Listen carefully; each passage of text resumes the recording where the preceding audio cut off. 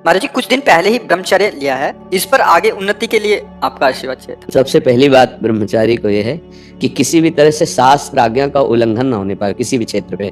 जैसे स्वाभाविक आकर्षण होता है पुरुष शरीर का स्त्री शरीर में, स्त्री शरीर का पुरुष शरीर में, और इस आकर्षण में यदि हम नजदीकीपन बनाए तो हम ब्रह्मचारी नहीं रह सकते हैं। जैसे किसी किसी के अन्य भी आकर्षण है, तो हमको अपनी मनोवृत्ति को देखना चाहिए कि काम संबंधी आकर्षण किधर है और उस दिशा से बचना चाहिए। क्योंकि ब्रह्मचर्य एक ऐसी अमोघ वस्तु है कि जो चिंतन मात्र से भी नष्ट हो सकती है। क्रिया प्रक्रिया संग ये तो आगे की बात हो गई। जैसे हम गाढ़ काम चिंतन में हो गए, हमारे अंदर एक मनोवाह नाड़ी है, वो नाड़ी मथानी समझिए। जैसे दूध को जमा कर दही किया गया, दही का जब मंथन किया गया तो उससे मक्खन घी निकलता है। ऐसे पूरे शरीर में, इस पांच भौतिक देह में कहीं भी देख लो, जैसे पित्त की थैली है और ऐसे कहीं वीर्य की थैली नहीं है। ब्रह्मचर्य जो वीर्य है उसकी कहीं थैली नहीं है। वो पूरे रक्त को वो मनोवाह नाड़ी मथानी की तरह चिंतन से, जब आपका कामोत्तेजित चिंतन हुआ तो मंथन कर देगी।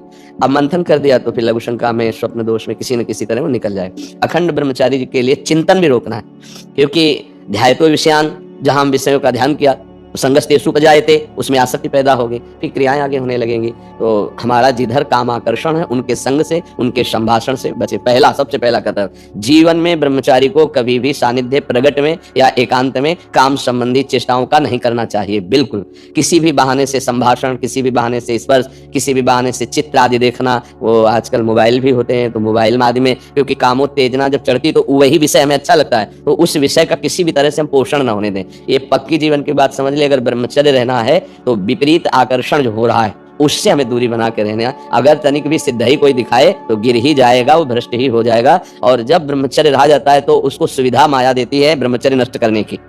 ये बैठालना चाहिए।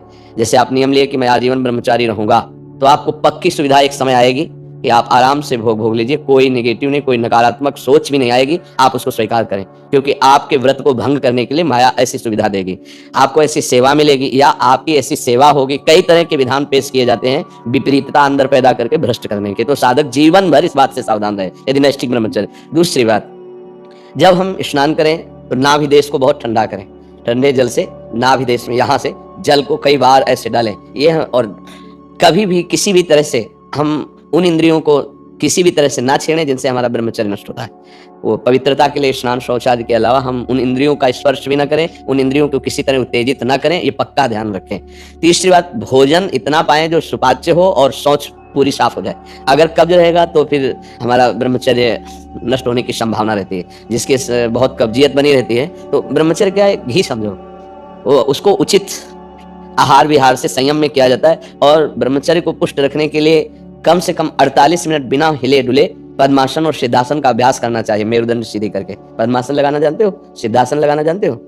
सिद्धासन अभी तो ऐसे नहीं बताया जा सकता ना, क्योंकि क्रिया है उसमें।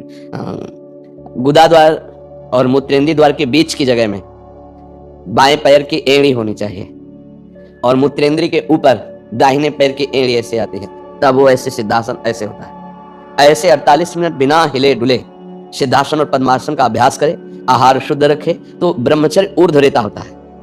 जो ब्रह्मचारी है उसका ऊर्ध्वगामी वीर हो जाता है, फिर वो अधोगामी नहीं होगा। यदि अधोगामी शुरू हो गया है तो ऊर्ध्वगामी करने में बहुत कष्ट पड़ता है। अभी आपकी नवीन अवस्था है, बहुत बढ़िया अवसर है जीवन को ब्रह्ममय बनाने का। तो खान पान में खटाई, अधिक मिठाई, वो पदार्थ जो कब्ज बना दे, गरिष्ठ हैं, उनका त्याग। ब्रह्मचारी का मतलब एक बीमार अवस्था वाले का जैसा भोजन है, जितने से हमारे प्राणों का पोषण हो जाए, सात्विक भोजन। अब होटलों का भोजन खावे, खूब मिठाइयाँ खावे, सोचे ब्रह्मचारी रह जाए तो असंभव है। हाँ, मीठा आदि कभी थोड़ा लघु मात्रा में, खटाई तो बिल्कुल त्याज्य है, बासी अन्न त्याज्य है, अपवित्र स्थिति में बनाए गए अन्न का त्याग है। तब हमारा विचार शुद्ध होगा, तो सच्चा ब्रह्मचर्य है हर इंद्रिय का। वाणी का ब्रह्मचर्य व्यर्थ का बकवास नहीं, भगवत चिंतन, हितकर मधुकर वाणी। नेत्रेंद्रिय का ब्रह्मचर्य सब में भगवत भाव देखना, कहीं कोई काम आदि की चेष्टा को ना देखना। श्रवणेंद्रिय का भगवत चर्चा सुनना, शास्त्र चर्चा सुनना, व्यर्थ की बातें ना सुनना। ऐसे हर इंद्रिय का ब्रह्मचर्य हो जाएगा तो ब्रह्मचर्य का मतलब ब्रह्म में ही स्थित महापुरुष। सच्चा ब्रह्मचर्य का स्वरूप है ब्रह्म में स्थित महापुरुष, तो वहां पहुंचा देगा। ब्रह्मचर्य बहुत आवश्यक है, सबको आवश्यक है। गृहस्थ में उचित ब्रह्मचर्य है, विरक्त में नैष्ठिक ब्रह्मचर्य है, आजीवन ब्रह्मचर्य। जो ब्रह्मचर्य का महत्व नहीं रखते हैं उनका जीवन कूड़ा हो जाता है, उत्साहहीन, और कई तरह के ऐसे महान दोष उत्पन्न हो जाते हैं ब्रह्मचर्य की हानि से। तो ब्रह्मचर्य की हानि ना होने पाए ऐसा आहार, और शयन करने में दाई करवट का ज्यादा प्रयोग करें, दाई करवट का। और शयन 5 घंटे से अधिक नहीं, 24 घंटे में 5 घंटे शयन पर्याप्त है। फिर आगे चल करके तो और संयम हो जाता है। जैसे अपने लोग 8 या 9 के बीच में शयन करते हैं, 12 बजे बैठ जाते हैं, किडनी खराब है फिर भी उसका आश्रय लेकर के, जैसे अभी ये आश्रय इसीलिए इसका लिए हुए कि उस पर वजन न पड़े। नहीं, ये सब थोड़ी आवश्यकता है, सोफा और तकिया इनकी थोड़ी आवश्यकता है। अपने यार अब ऐसे बैठे तो फेल किडनी है, जो सेवाएं बन रही वो नहीं बन पाएंगे। तो हर समय जब आप बैठे तो मेरुदंड सीधा, इसका ध्यान रखें, आगे नासाग्र दृष्टि रखें और सावधानी से शयन करें। शयन करते समय बड़ा खतरा है। शयन के समय हमारी इंद्रियां और मन बहुत चंचल होता है।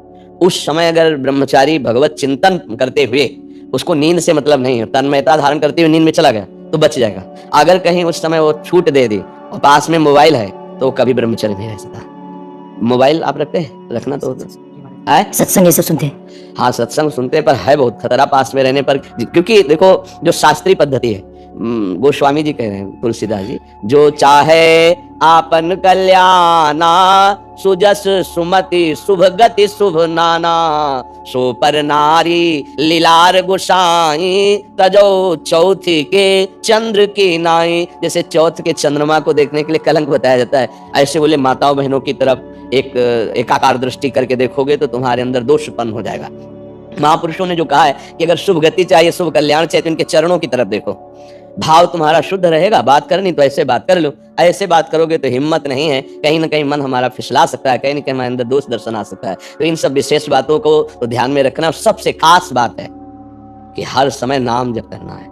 अगर नाम जप से चूक गए तो सब मिटिया मिट हो जाएगा, और नाम जप हो रहा है तो सब समझ जाएगा, पक्का समझना, क्योंकि भगवत चिंतन हो रहा है ना, नाम जप चल रहा है ना, वो सब संभाल लेगा, सब इंद्रियों को अंतर्मुख कर लेगा, सब समझ ले। भजन नहीं है तो फिर अध्यात्म को धारण करना कठिन है। वैसे अब क्या बताएं, ऐसा समय कि मोबाइल एक आवश्यक सामग्री सी बन गई है। आज तक नहीं मोबाइल है, चलाना भी नहीं आता, जीवन में नहीं, जीवन में क्या अभी 30-35 से तो चला है, 25-30 वर्ष से चला होगा मोबाइल, पीछे तो हमने कभी मोबाइल नाम सुना ही नहीं था। तो आधुनिकता अभी 25-30 वर्ष से इतनी बढ़ती बढ़ती चली गई कि जन जन के हाथ में हो गया ये, तो ना कभी रखा है, और भगवान कृपा करे ना आगे कभी रखना पड़े। कोई पर्सनल इसका प्रयोग नहीं है, जो प्रयोग समाज का है वो 2-4 लोग अपने रखते हैं, अपने करते हैं। हमें लगता है ब्रह्मचारी अगर सत्संग सुनने के लिए चिप वाला प्रयोग करे और सत्संग केवल, वैसे यंत्र आते हैं ना कि जैसे चिप लगा दो सत्संग सुनते रहो, मेमोरी कार्ड, हाँ ऐसा कुछ, मतलब इसको सर्च करके हम सत्संग सुने तो कभी ऐसी बुद्धि हो जाएगी कि सर्च करके हम गलत भी देख सकते हैं। और एक बार अगर उतर गए, फिसल गए, फिर वो मतलब चढ़ पाना बहुत कठिन होता है। जैसे बालू का बांध होता है, एक बार टूट जाए फिर उसे बांधना बहुत कठिन हो जाता है। तो हमारी प्रार्थना है कि अगर आप मोबाइल रहित जीवन व्यतीत कर सके तो अच्छी बात है। वास्तविक जब हम प्राणों को समर्पित करके निकले तो मोबाइल क्या चीज है।